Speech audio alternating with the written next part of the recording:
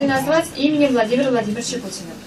Ну, так как мы доверяем своему президенту, мы верим в его, как говорится, все решения и постановления. Вот такое предложение сделали. Здорово, что назвали имени Владимира Владимировича Путина. Они еще не назвали, они спрашивают, можно ли. Ну как нельзя? Ну, если это люди хотят, Люди хотят. я вам, вот если есть буквально телеграф на 2 минутки, вот, почти 7 лет я был президентом Республики Ингушетия. И вот буквально первые дни мы встретили на юге России, было огромное наводнение.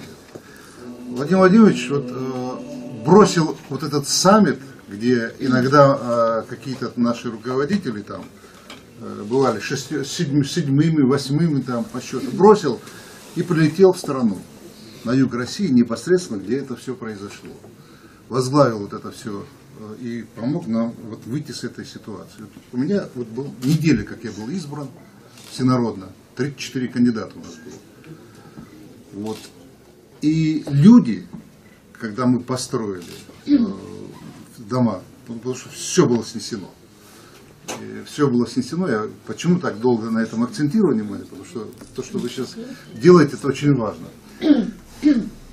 И где-то за 2 месяца мы полностью остановили жилье в горах. Это очень трудно. Там, подвозить трудно делать. Да?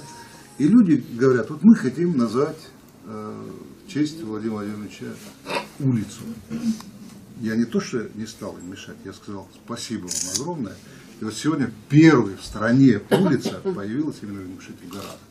Если люди сегодня надеются, и действительно путинский подход к решению проблем, он для нас основополагающий.